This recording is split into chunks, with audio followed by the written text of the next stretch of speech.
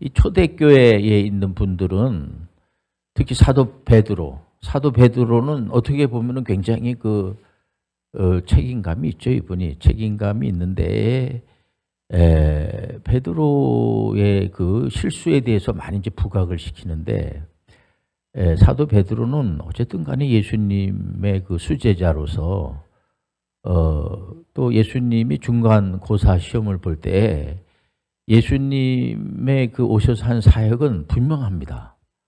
한마디로 비대칭 전력 입체 교육이라고 할 수가 있어요. 해답을 가지고 오셔가지고 제자들을 이제 예수님이 구세주가 되기 위해서 많은 노력을 하고 그래가지고 구세주가 된 게 아니고 이분은 구약 때부터 계속해서 이제 메시아 예수 그리스도가 오신다고 하는 구세주로 오신다고 하는 애고를 계속 하신 겁니다. 그러니까 창세기를 통하여서 우리가 이제 예수님이 오시면 다 해결이 되겠구나. 또 출애굽을 통하여서 레위기를 통해서 민수기, 신명기 구약에 있는 모든 선지자들의 메시지의 내용은요. 예수 그리스도가 오시면 해결이 된다는 거예요. 오실 메시아를 믿으면 된다는 거예요. 그러니까 예수님께서 오셔가지고 기간이 다 거의 정해져 있잖아요. 3년 반이라고 하지만은 아마 예수님의 제자분들은 한 1년 한 6개월 정도 교육을 받았을 겁니다. 잠자는 시간 이 시간 저 시간 다 빼버리면은 막상 교육을 시킨 건 그렇게 많질 않아요. 근데 이 베드로가 그 예수님의 제자가 되는 거는 자기 스스로가 내가 예수님의 제자가 돼서 구세주의 제자가 돼가지고 내가 한번 가문의 영광을 일으켜 봐야지 되겠다 해가지고 제자가 되질 않습니다. 예수님이 선택하신 거예요. 여기서부터 우리가 좀 깊이 생각할 필요가 있어요. 예수님은 치사하게 우리한테 무슨 책임 전가하고 이런 것 자체를 하지 않습니다. 그런 구세주가 어디 있어요? 예수님이 구세주인데 구세주라고 하는 분이 모든 걸 다 우리한테 책임을 다 떠맡겨버리고 네가 결정한 거를 내가 무슨 책임을 지겠냐 이러면 그게 무슨 구세주가 되겠습니까? 예수님께서는 주도적으로 예수님이 선택하신 겁니다. 예수님께서 모든 책임을 지겠다는 거예요. 예수님께서 사도 베드로를 딱 선택하시고 난 다음에 베드로는 그 자리에서 예수님을 쫓기로 아주 결단을 내리고 베드로가 본래 굉장히 부자 어촌 그 당시에 농촌과 어촌이 있는데 어촌 사람들이 좀 부유합니다. 그리고 베드로는 결혼도 하고 아주 그 가정도 잘 꾸미고 그리고 그 장모님이 몸이 안 좋았을 때에 예수님을 선생님을 오시게 해가지고 기도해서 낫게 하는 굉장히 그 애처가로 이렇게 돼 있어요. 그 베드로가 요즘은 이제 그 당시에 지금 2000년 전 이제 그 상황을 볼 때 오늘날에도 그럽니다만은 저도 이렇게 설교를 하고 있지만은 가정에 가면은 아무런 힘을 쓸 수가 없어요. 그러니까 베드로가 굉장히 그 부인밖에 모르는 사람이에요. 그 사도 베드로가 굉장히 그 가정적인 사람인데 예수님을 쫓았다는 얘기는 이게 쉽지 않는 결단을 내린 겁니다. 그리고 나서 중간고사의 시험 문제가 뭐냐면 예수님께서 그 당시에 막 이제 기적을 행사하고 병든 자를 고치고 또 귀신 들린 사람들을 낫게 하고 이러다 보니까 주변에서 수근수근 거리는 겁니다. 야, 저건 하나님께서 보내준 사람 아니야? 굉장한 그런 이적과 기적을 막 베풀고 하니까 그때 예수님이 이제 묻습니다. 제자들한테. 다른 사람들이 이런 얘기 저런 얘기 하는 것도 중요하지만은 그 제자들이 중요하거든요. 예수님에게는 그 제자들이 뭐라고 생각하느냐가 중요한 거예요. 그 제자들한테 너희들은 다른 사람은 선지자라고 하기도 하고 훌륭한 선생님이라고 하기도 하고 이런 얘기 저런 얘기 막 하는데 문제는 제자들이 뭐라고 생각하는가가 그게 중요하거든요. 시험 문제를 냈습니다. 너희들은 나를 누구라고 하느냐 했을 때 정확하게 해답을 마친 사람이 사도 베드로예요. 주는 그리스도시요 살아계신 하나님의 아들입니다. 예수님을 구세주로 믿는 거예요. 예수님을 믿으면 우리가 구원을 받는 거예요. 야, 그러니까 예수님이 기분이 좋죠. 그 답을 정확하게 해답을 맞추니까. 그러면서도 뭔가 예수님께서 석연치 않으신지 그거는 그러니까 사도 베드로가요. 눈치가 구단이에요. 베드로가 탁월한 사람입니다. 이분이 공부를 많이 안 하신 분이면 분명한데 이제 그때의 예수님이 바로 밑에 동생분이 야고보서를 쓴 야고보는 자기 형님이 이제 예수님이잖아요. 근데 예수님을 구세주로 믿지 않았습니다. 그리고 자기 형님에 대해서 다 나쁘게 생각하지는 않았어요. 이렇게 다 좋게 생각을 했는데 예수님의 어린 시절을 보면 아주 모범적이시고 또 마리아가 늘 예수님을 이렇게 데리고 다니면서 그 천재성, 정말 이게 남들이 알지 못하는 어떤 그런 탁월한 그런 탁월성이 예수님한테 있었어요. 그래서 랍비드라고 얘기할 때도 절대로 뒤로 물러나지 않고. 그러니까 지금 생각해 보면 예수님께서 그 모세오경을 아주 달달달 다 외웠던 것 같아요. 그러니까 예수님이 뭐 다 그 말씀하신 내용이니까 뭐 다 아시죠. 한 글자 틀리지 않고. 그러니까 예수님의 굉장히 탁월성이니까 동생으로서, 야고보 동생으로서는 형님이 참 훌륭한데 뭐가 잘 안 믿어지냐면 본인 자신이 자꾸만 구세주라고 하니까 그건 너무 많이 나간 거 아니냐. 훌륭한 일을 하고 다른 사람들에서 헌신하고 이런 건 좋은데 병든 자를 고치고 기적을 일으키고 하는 것까지는 이해했을 것 같아요. 그런데 예수님이 구세주라고 하는 거, 그리고 거기 좀 더 나가가지고 뭐라고 그래요? 예수님은 곧 하나님이라는 거예요. 이거는 아니라는 거죠. 그래서 예수님께서 이제 그러니까 예수님은 이제 동생한테 계속 설득을 뭐 했는지 안 했는지는 모르지만 어쨌든 동생들을 제자로 삼지는 않았습니다. 예수님의 동생은 이제 바로 밑에 동생분이 야고보고 마지막 동생분이 유다란 말이에요. 유다. 유다하고 야고보가 예수님의 제자가 아니에요. 12제자가 아니라고요. 그러니까 예수님의 제자는 수제자는 사도 베드로가 맞아요. 뭐 성경에는 뭐 수제자 뭐 그런 얘기는 없어도 베드로가 제일 먼저 예수님께서 선택을 한 겁니다. 그러니까 수제자는 맞는데 이 베드로가 이제 예수님께서 부활하시고 사망 권세를 물리치고 부활하시고 나서 승천하시고 성령을 보내주셨잖아요. 성령이 오신 거예요. 성령이 오시면서 교회 시대가 이제 열어진 겁니다. 그러니까 성령이 오시고 난 다음에 예수님께서 부활하시고 나서 그냥 가만히 있을 분이 아닙니다. 이분이 동생 되는 야고보를 찾아가요. 찾아가지고 계속 설복적 설교를 해서 육신의 형님이기도 하지만은 이분은 바로 예수 그리스도는 나의 구세주고 메시아고 하나님이라는 거예요.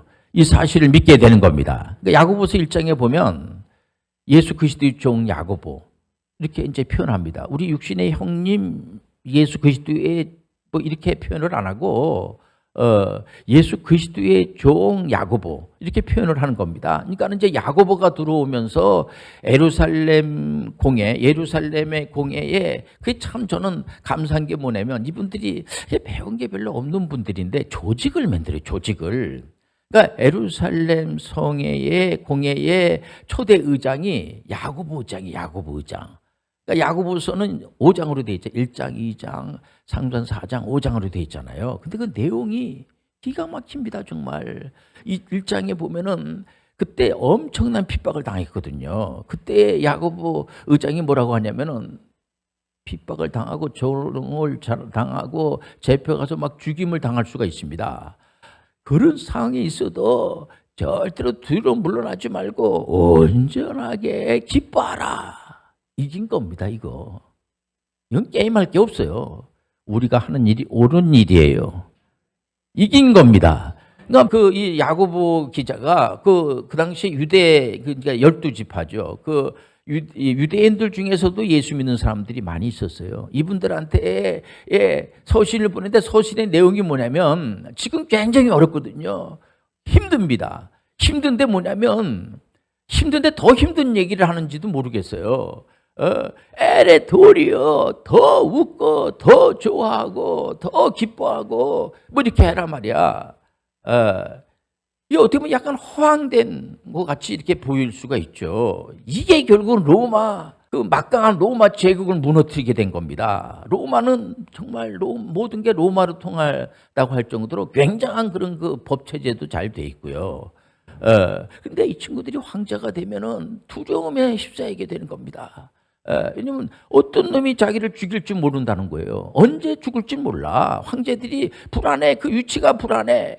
근데 지금 불안한 거는 그 사실상 그 초대교회의 지도자급인 야고보, 사도 베드로, 이런 분들이, 사도 요한 이런 분들이거든요. 이런 분들이 평안한 겁니다. 전혀 끄떡하지 않네요. 특히 사도 바울이 중간에 들어왔잖아요. 바울은 예수님의 제자가 아니잖아. 예수님 부활하시고 난 다음에 다메섹 도상에서 예수 믿는 사람을 잡아서 죽이는 겁니다. 죽이러 갔던, 요즘 말하면은 한 부장검사 정도 되는 거예요. 그 당시에 사내들인 공회의 이제 검사, 이제 부장검사 정도 되면서 그때 대제사장으로부터 점수를 딸 수 있는 기회가 뭐냐면 요거를 손대는 거예요. 요거를, 요 종교적인 요 부분을 손대면 이거 홈런 칠 수 있거든요. 그러니까는 거기서 이제 그 대제사장으로부터 지도를 받아가지고, 그러면 그 당시에 이 세상을 너무 힘들게 하고 로마 제국의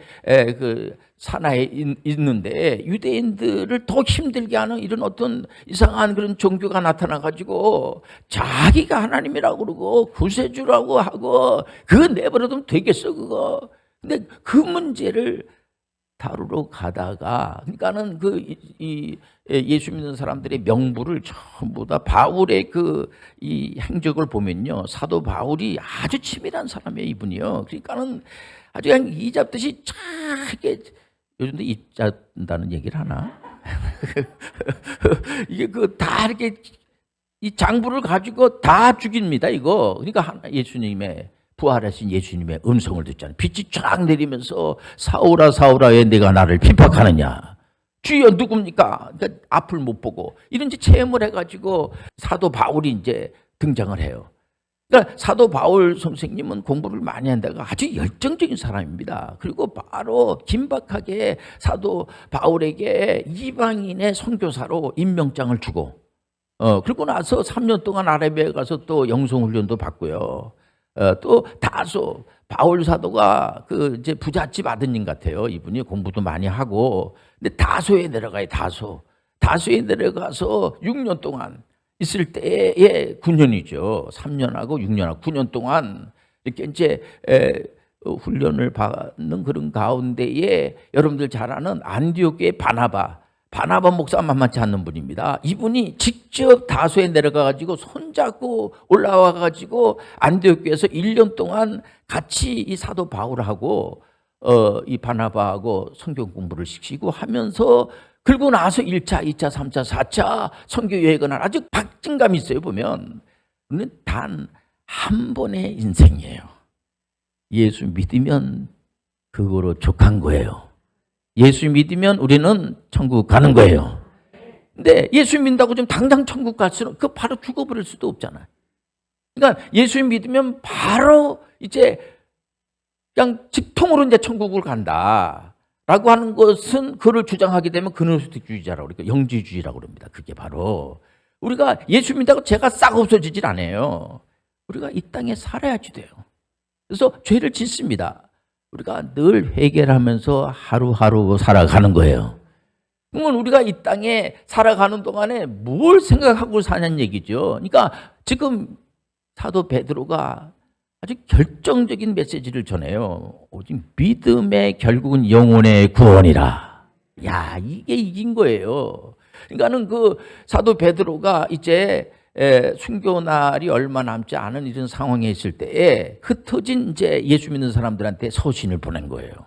2000년 전에 그때 보낼 때 그 내용이 뭐냐면은 너무 은혜스러운 메시지를 전하는 겁니다. 사도 베드로가 준 그 메시지의 내용이 말이에요. 우린 단 한 번의 인생이라는, 단 한 번의 인생인데 그 인생이 헛된 인생이 아니라 믿음의 결국은 예수님 때문에 천국을 가는 거예요. 이거 이긴 겁니다. 그건 질 수가 없어요. 보장이 된 거잖아요. 인생은 다 슬픔입니다. 힘들고 다 어렵고 이렇게 왜 우리 교회에서 이제 군대 갈 나이가 되면 병원으로도 가고 이제 뭐 육군도 가고 공군도 가고 해군도 가고 다 가지 않습니까? 또 부사관으로도 가고 장교로도 가고. 그런데 왜 언제부턴가 우리 목사님은 꼭 해병대를 꼭 해병대 장교를 꼭 보내느냐는 얘기죠. 왜 보냅니까? 제가 일부러 타켓을 정해놓고 보내는 겁니다. 해병대 보내는 이유는 해병대가 이렇게 들리는 소문으로는 조금 고생스럽다 얘기해요. 그 고생을 해야지만 사람이 자라나는 거예요.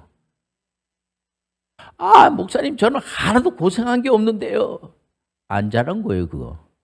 그래서 늘 기도가 하나님 아버지, 제가 뭐 예수님의 이름으로 목사님이 또 성경에는 그렇게 기록이 돼 있으니까 네 이름으로 기도하지 말고 예수님의 이름으로 기도해.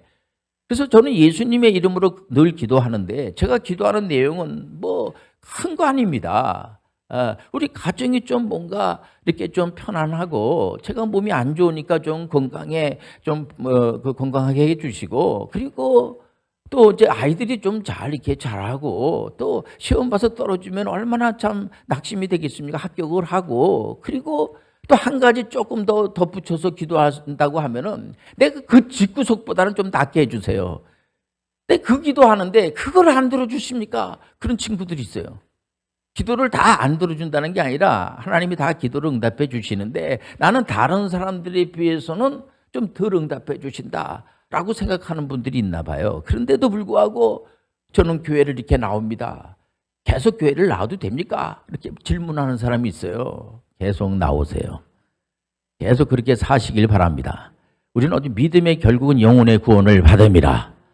다른 말이 없어요. 저는 어렸을 때 이제 신앙생활을 하지 않다가 뜻한 바가 있어 하나님의 기쁘신 뜻으로 제가 이제 신학대학교를 가서 이제 이렇게 공부를 하고 목사가 됐습니다만은 저 육신의 어머니께서, 우리 육신의 어머니도 이제 신앙생활 안 하셨어요, 이분이. 그러니까 이제 아들이 이 개혁 신학을 공부를 하고 이제 목사가 되니까 이제 그때부터 예수 믿기로 하고 교회를 다니기 시작을 한 겁니다. 그래서 직분도 받으시고 권사님을 있으면서 새벽 기도를 꼭 저를 깨줬어요.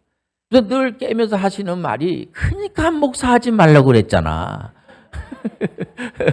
목사님도 귀하지만 너는 목사님을 돕는 거, 돈 잘 벌고 하니까 돈 열심히 벌어가지고 목사님 도와주고. 어떤 어머니는 제가 본의 아니게 프로그램을 많이 만들어서 이제 목사님들을 초청을 해서 이제 여러 가지 이제 그 프로그램을 많이 이제 발표하고 그랬어요. 이러다 보니까 저희 어머님은 그게 어떻게 보면 대견스럽기도 하지만은 좀 뭔가 좀 걱정스러운 거예요. 그래서 항상 오신 목사님들한테 손잡아 주면서 우리 아이가 이렇게 신학대학교 나왔고 목사님이 되긴 됐는데 제가 그 예수 믿기 전에부터 좀 약간 잘난 척하는 기질이 있어가지고, 그러니까는 목사님들이 조금 좀 잘못하는 게 있더라도 잘 가르쳐 주시고, 저희가 그래도 명색이 교수인데 그럼에도 불구하고 어머니들은 늘 걱정스러운 겁니다. 단 한 번뿐인 인생이에요.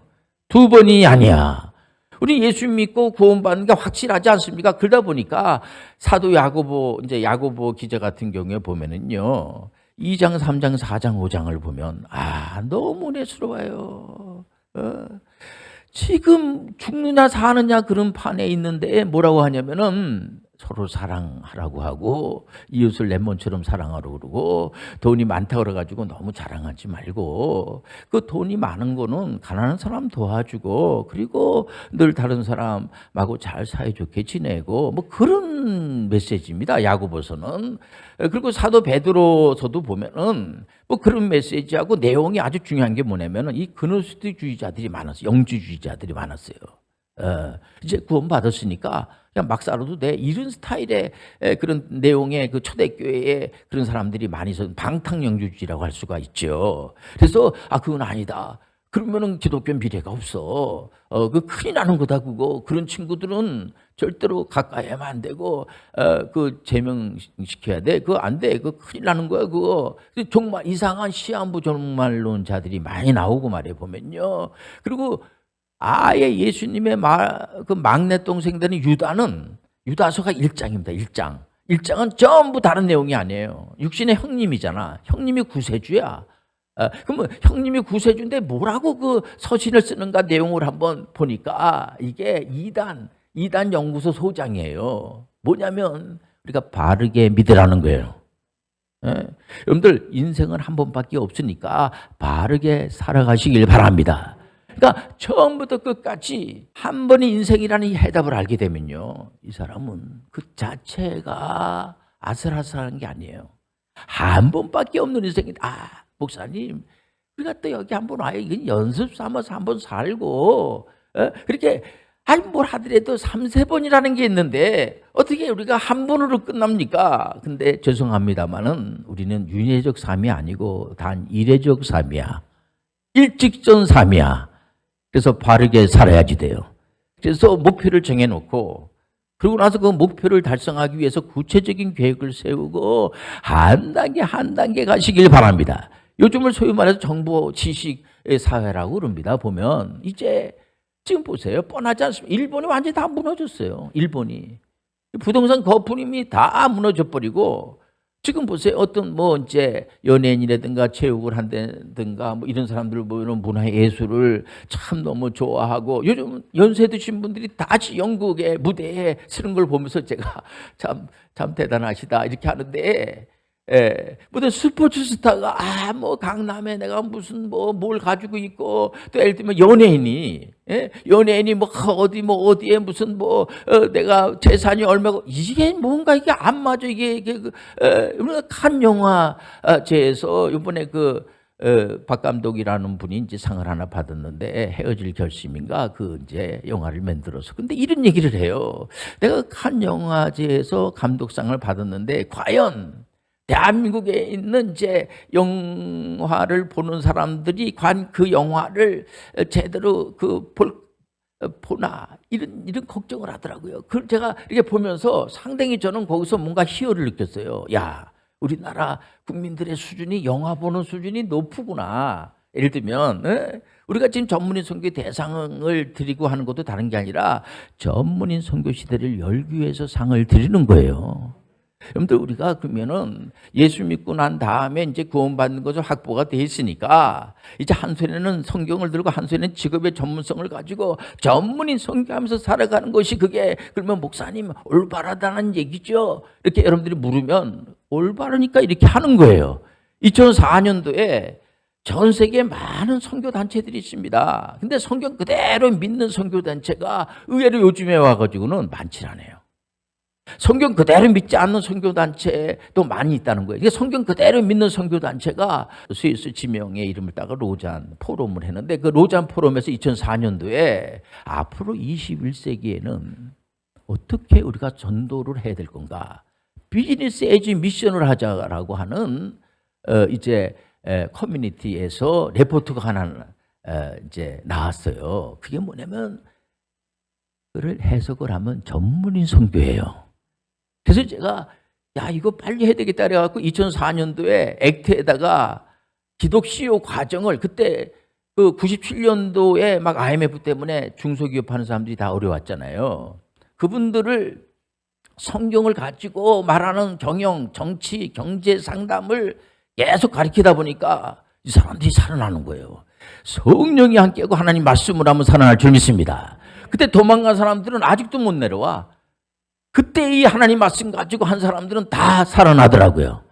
기업도 하나님께서 은혜를 주신다는 생각을 제가 가졌어요.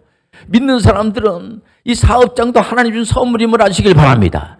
직업도 하나님 선물인 줄 믿으시길 바랍니다. 2004년도에 그래 기독 CEO 과정을 만들어서 많은 분들이 여러 같은 그런